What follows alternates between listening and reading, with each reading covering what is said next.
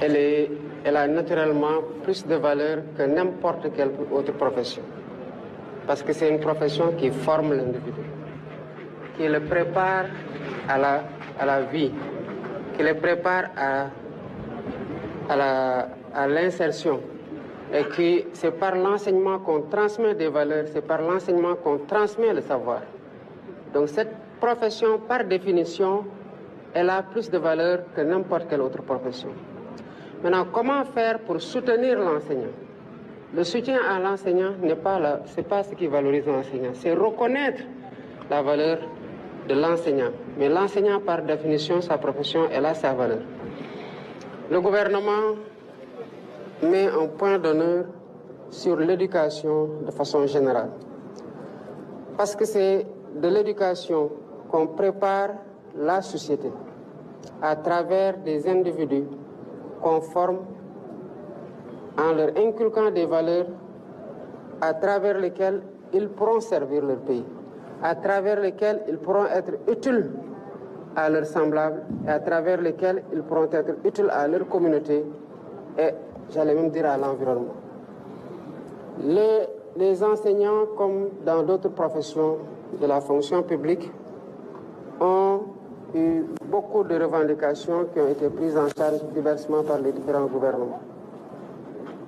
Nous entendons poursuivre le dialogue avec eux pour que ce que le ministère et le gouvernement ont retenu comme action fondamentale, à savoir faire de l'éducation un moteur de la transformation économique et sociale de ce pays-là, qu'on puisse le mener dans un cadre de sérénité qui préserve l'élève à travers des enseignements qui sont délivrés de façon continue pour que les quantums soient respectés et pour que les élèves, au fur et à mesure de leur processus, bénéficient des curricula qui ont été définis pour effectivement les moduler selon le métier qu'ils veulent faire, mais selon aussi des valeurs.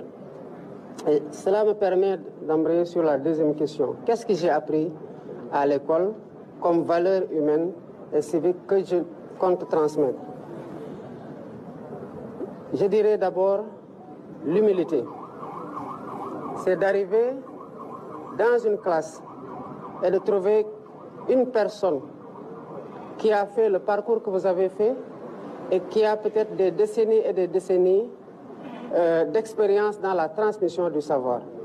Et vous vous mettez en position de devoir recueillir, de n'avoir presque pas beaucoup de choses, sauf dans le cadre d'interactions, de questions par moments complexes pour les professeurs que vous avez à leur poser, mais en attendant qu'ils vous donnent la réponse qui, en principe, est censée vous satisfaire parce qu'il a le savoir. Quand vous êtes devant quelqu'un qui en sait plus que vous, qui connaît plus que vous, qui a vécu plus que vous et qui est disposé à vous transmettre, j'allais presque dire gratuitement parce que ce métier, ce qu'on reçoit, c'est inestimable, on ne peut pas le payer, évidemment que vous apprenez à être humble. Mais quand vous êtes dans un environnement aussi avec d'autres élèves, vous avez les mêmes QI, vous avez en principe les mêmes prédispositions. Qu'est-ce qui fait la différence? Le travail acharné, la recherche permanente et la compétition saine entre élèves. Pour vous dire que si tel élève a pu exceller dans cette matière-là, ce n'est pas forcément un don naturel. C'est d'abord et avant tout le fruit de son effort, de son sérieux, de son engagement dans ce qu'il est en train de faire. Et c'est la valeur travail. Il y a deux domaines dans lesquels j'ai appris que l'effort ne se perd jamais. C'est le sport. Quand vous faites vraiment du sport, vous voyez les résultats par rapport même à votre physiologie. Le sportif qui s'entraîne le plus progresse plus que celui qui s'entraîne moins. Pourquoi? Parce qu'il fait plus d'efforts à acquérir des aptitudes par rapport à d'autres qui en font moins. L'autre, c'est dans le domaine de l'apprentissage, quel que soit le métier. Pas seulement l'éducation, mais même dans les autres métiers. Celui qui y met plus de sérieux, qui y consacre plus de temps et qui est conscient des objectifs qu'il recherche à travers ses efforts permanents plutôt, est celui qui s'érige comme étant le meilleur. Donc, humilité, travail.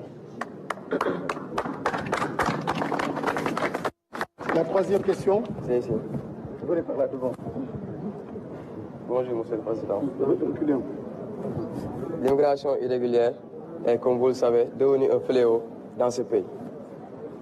Quels conseils donnez-vous aux élèves pour qu'ils poursuivent leurs études et continuent de croire en eux?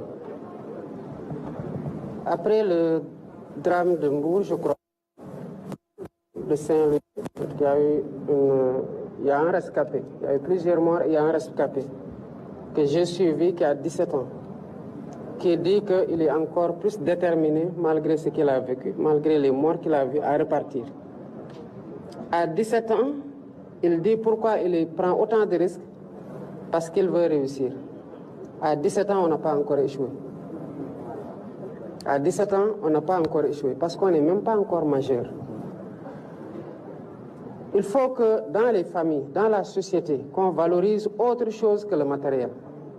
C'est respecter les autres membres de la famille qui n'ont pas une réussite matérielle, mais qui incarnent des valeurs, une exemplarité, et qui forcent le respect parce qu'ils ne volent pas, ils ne mentent pas, ils ne transgressent pas les règles de vie en société. Mais l'immigration semble être aujourd'hui n'être motivée que par la recherche de l'argent.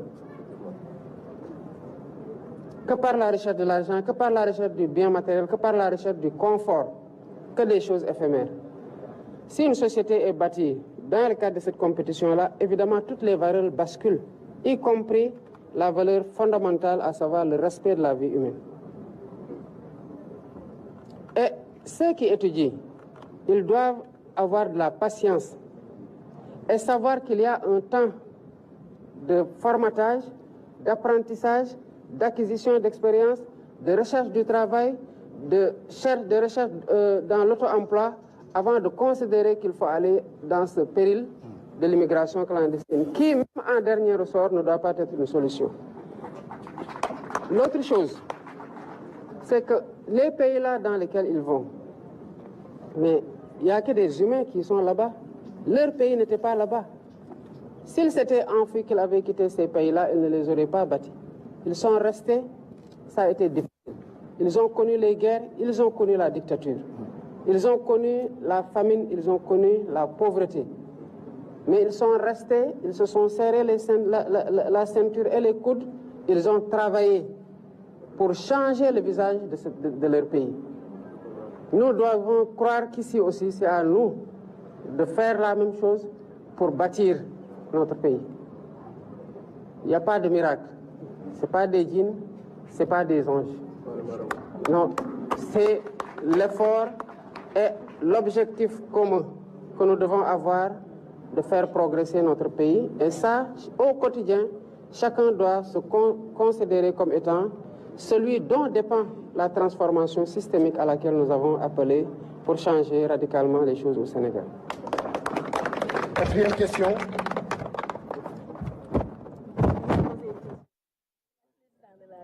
lan la leen di dégg ñoom tout tànk yi ci set setal bi nga xam ne woote na ko. mais pose la question là.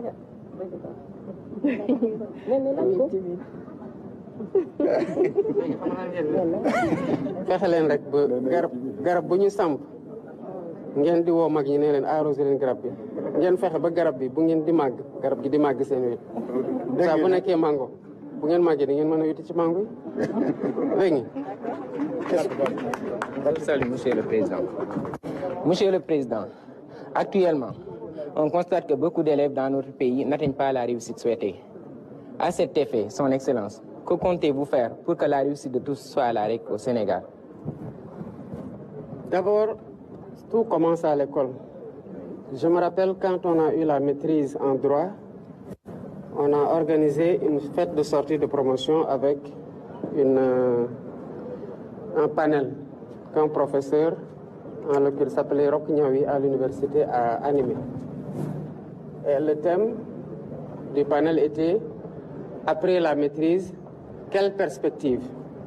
Parce que quand on a la maîtrise en droit, on pense qu'on veut dire maître en droit ou maître en sciences juridiques. pour nous, c'était quelque chose d'important parce que c'est dur d'arriver à la maîtrise, évidemment. Et en débutant la conférence, il dit, le thème c'est après la maîtrise, quelle perspective? Mais il n'y a pas de perspective après la maîtrise. Ça nous a douchés. Mais il enchaîne et dit, parce que vous avez beaucoup de savoir, mais vous n'avez encore aucun savoir-faire. Or, dans l'emploi, on vous emploie pour mettre en œuvre un savoir-faire, une compétence pratique. Et il dit aussi que vous êtes combien à avoir la maîtrise cette année? Combien l'ont eu l'année dernière, les années d'avant? Et quel est le nombre de places au concours auquel vous êtes admis, qui ont été ouverts l'année dernière pour voir ce qui vous attend? Et dans le cadre de quel concours vous devez compétir avec les promotions précédentes et les promotions à venir. Évidemment, ça a commencé à douter dans nos têtes. Hein? Mais il dit, seul le sommet n'est pas encombré. Donc, faites en sorte de considérer que la maîtrise n'est pas la fin des études, ni la fin de l'acquisition des connaissances. Et ça, c'était 4 ans après le bac. Donc, les élèves qui sont avant le bac, et même qui deviennent étudiants juste après le bac, c'est ce que je disais tout à l'heure à votre camarade, doivent considérer qu'il y a un temps d'apprentissage, d'acquisition de connaissances, mais une acquisition ferme pour être sûr qu'on domine plus ou moins la matière dans le cadre de laquelle on se spécialise, ou le métier dans le cadre duquel on se spécialise. Le premier effort, c'est au niveau des élèves, c'est au niveau des apprenants, c'est au niveau des jeunes. C'est d'avoir un métier. Parce que beaucoup de jeunes qui vous disent qu'on veut travailler, on veut aider nos parents, c'est bien noble. Mais l'essentiel d'entre eux, quand vous leur demandez qu'est-ce que vous savez faire, ils vous disent si le mot de frek baax na, l'essentiel bu ma toog. Mais foo koy defee ak lan ngay def nooy defee loo mënul. Vous comprenez? Le gouvernement est en train de travailler à stabiliser déjà l'éducation nationale au niveau des écoles pour éviter qu'il y ait moins de grèves, pour que les curricula de formation soient délivrés et que l'élève n'ait pas de déperdition dans le cadre du cheminement. Jusqu'au moment où il arrive au bac, qu'on soit sûr que le quantum horaire dont il devait bénéficier, il en a bénéficié et qu'il a vu toutes les matières. Et à travers la réforme des curricula, réduire le nombre de matières pour aller vers plus de spécialisation. Et que le système permette moins de généralisation. Les élèves qui n'ont pas les aptitudes pour la recherche scientifique soient déviés vers des filières de formation professionnelle. Parce que tout le monde n'est pas appelé à être agrégé. Si tout le monde était agrégé, qui bâtirait les maisons et les écoles? Si tout le monde était maçon, qui ferait la plomberie? Si tout le monde était plombier, qui ferait la peinture? Donc un pays a besoin de compétences affirmées dans tous les métiers dont nous avons besoin pour bâtir un pays. Et c'est pour ça que les filières professionnelles sont importantes. Et la formation technique et professionnelle est un point d'honneur pour le gouvernement. Et nous allons y consacrer tous les efforts qu'il faut pour que les jeunes soient déjà bien formés. Parce que régulièrement, les gens cherchent des compétences qui manquent. Parce qu'il y a moins de formation. Donc permettre aux élèves d'étudier correctement, en toute sérénité, leur permettre, en découvrant leur passion, de l'exercer et d'être parmi les meilleurs au monde. Et en ce moment-là, quand des opportunités d'emploi se présenteront et nous y travaillons dans le cadre de l'attrait des investissements, de l'appui au secteur privé et même à travers les programmes publics qui sont déroulés. Le pays-là est à construire. Nous avons énormément d'infrastructures à rattraper parce qu'il y a un grand retard. Que ces élèves, ces jeunes puissent avoir un métier qu'ils pourront faire, une compétence qu'ils pourront faire valoir auprès des entreprises qui créent les emplois et d'autres seront absorbés par la fonction publique. Monsieur le Président, c'est le mois national de l'alphabétisation. Il y a un élève qui voulait poser une question en langue nationale. Est-ce que l'élève est là? Oui, la dernière question. C'est vous, en langue nationale? C'est le mois national de l'alphabétisation. C'est Viviane. Posez votre question. Bonjour, Monsieur le Président. Dans un contexte mondial marqué par l'évolution des technologies, ne pensez-vous pas qu'il est temps de moderniser notre éducation? Et pour cela, que comptez-vous faire? L'éducation est en train d'être modernisée à travers l'ouverture de filières, le renforcement de filières qui s'arriment à l'évolution technologique. Si vous avez remarqué récemment, je suis parti à la Silicon Valley. Et quand je suis parti à la Silicon Valley, c'était pour promouvoir un New Deal technologique qui fasse du Sénégal un hub technologique en Afrique de l'Ouest, particulièrement, mais en Afrique de façon plus générale. Parce qu'il faut ouvrir l'éducation aux nouveaux métiers, à savoir la formation au métier de l'intelligence artificielle et au métier numérique. Mais vous avez vu dès cette année, le ministre a ouvert l'enseignement de l'anglais dès le primaire à certaines écoles, ce qui va vers une tendance de généralisation. Toutes ces dispositions qui sont prises, en plus des infrastructures qui doivent être mises dans les normes à travers la construction pour remplacer les abris provisoires et permettre que, à travers une connexion permanente, partout que des gens puissent intervenir à distance, entre dans le cadre de la modernisation de l'éducation. Évidemment, le ministère, en relation avec ses services, va continuer à déployer le programme pour que partout au Sénégal, les élèves et les étudiants puissent bénéficier des mêmes opportunités de formation. Et des mêmes... Dernière question en CRR. Et pourquoi en CRR? Parce que le président est sérieux. Monsieur le Président, Chinyam Simnonga, Wok Foyonof, Inuenandal Lang, no École Fe Baftona. Anda a part chono ke ha élève hengomayo. Imbugu ando, harowa gofi pour chono kaga amba jox. La achang métier. Fo école kayon fa chono. Chono mom waji ñak. Mo xexna la ya faw ram jangtami anda baftoguma. Onkat baftogum gar jangit. Kat fudox dakwatir kiranne soga khat. Andam ñaajo gam au bas mot entre 7 à 10 km en aller-retour. Kon évidemment acang mom wagi ñak yon fa ciono.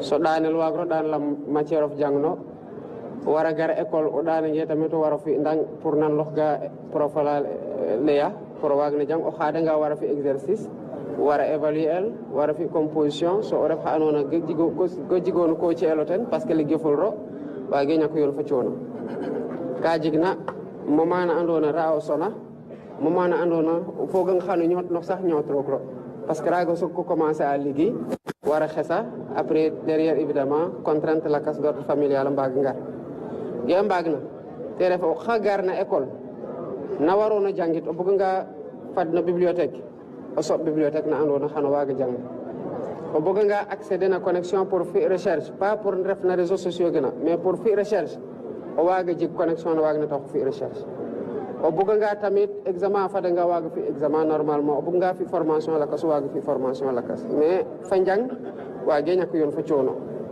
so xana janga ba det na ma xatit ka no fly fata det ma andona ma gatos wadit ka ciono profit ciono na waga wañu lam investissement o xamo jongo sonna cang reere o njaaj arafa nga mak a jiga beaucoup de chance tam nga ñot no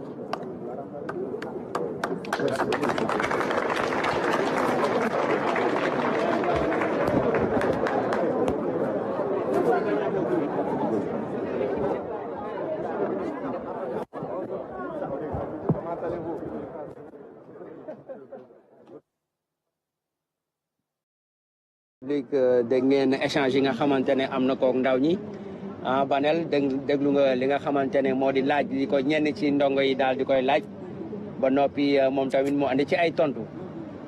waaw ndaw ñi laaj nañ ko ay laaj yu am solo lii di ci am na ñëpp moom loolu nekk na lu leen sonal wax nañ ci tam ci njàng mi xale bu jàngee ba am maîtrise ci lan la war a nekk